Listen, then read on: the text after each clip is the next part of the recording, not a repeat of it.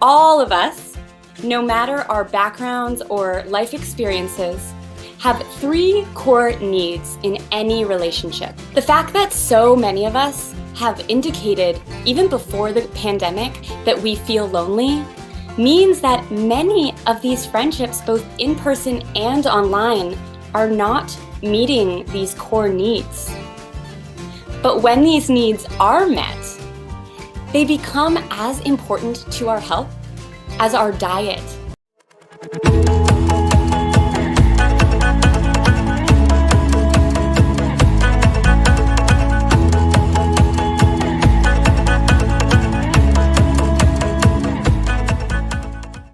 Hello again, everyone.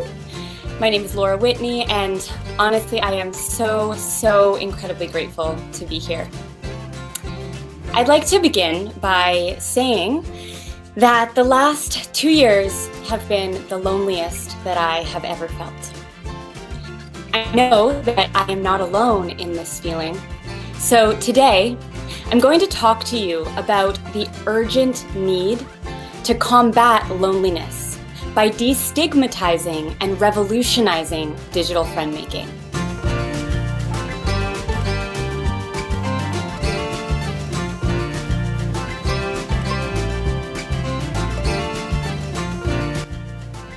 So in 2017, I was working as a senior accounts executive at one of Canada's most successful transformative technology companies, while simultaneously running an international women's retreat company. I decided to quit my job, leave my community in Toronto, and move to New York City in 2018 to complete my master's in clinical psychology. And at first, the fact that I spent 75% of my time alone, writing essays all day, having Zoom meetings all evening, and working all night until 3 or 4 in the morning, honestly didn't seem to bother me that much.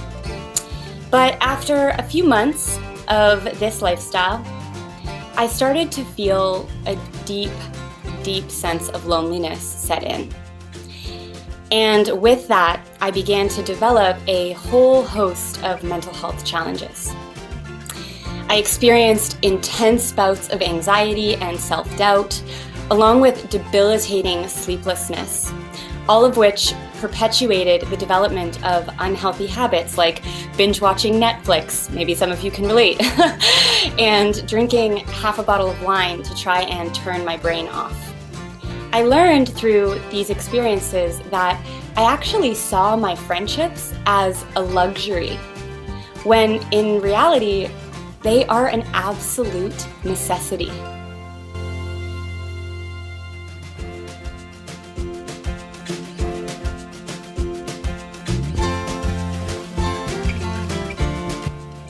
So, as we get older, most of the systems that help us to build and maintain friendships disappear. We are living not only through a global pandemic, but a loneliness epidemic. And the thing about loneliness that makes it so challenging to talk about is that it's actually wrapped in shame. Research even shows that lonely people are perceived as less competent, less attractive, less sincere, and less likable. Loneliness is essentially an emotional response that occurs when we feel disconnected. It is so important that we speak out about our loneliness because when loneliness persists over time, it can cause depression, anxiety, dementia, sleep problems, and even suicidal behavior.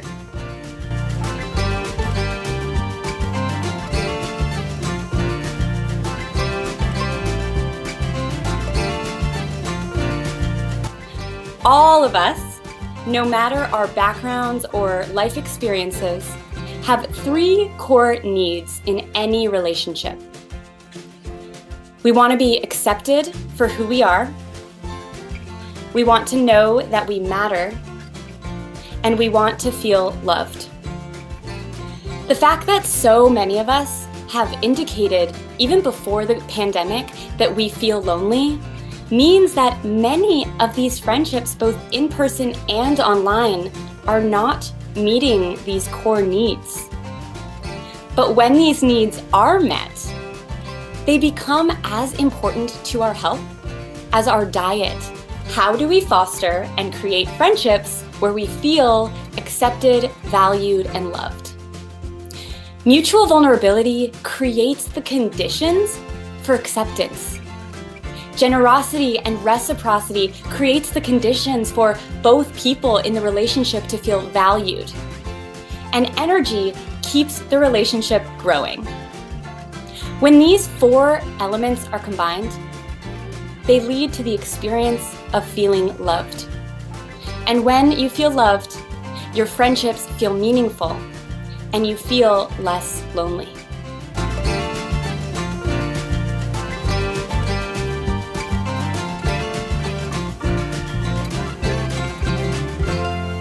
Vulnerability is not a weakness. It is actually the most accurate measure of courage that we have, and it is the birthplace of love and belonging. Vulnerability is telling your friend that you love them. It's sharing about your complex childhood experiences so that they understand you better. Generosity is the act of giving selflessly.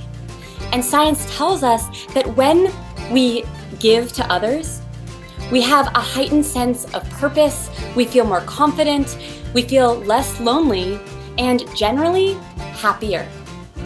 Now, reciprocity is the practice of exchanging things with other people for mutual benefit. And in any friendship, it is undeniably important that both people feel as though they are gaining something from maintaining the relationship. As with anything in life, friendships require energy to stay alive. They also require effort over time. The good news is that energy flows where attention goes. So just by paying more attention to your friendships, you will naturally spend more time engaging with them.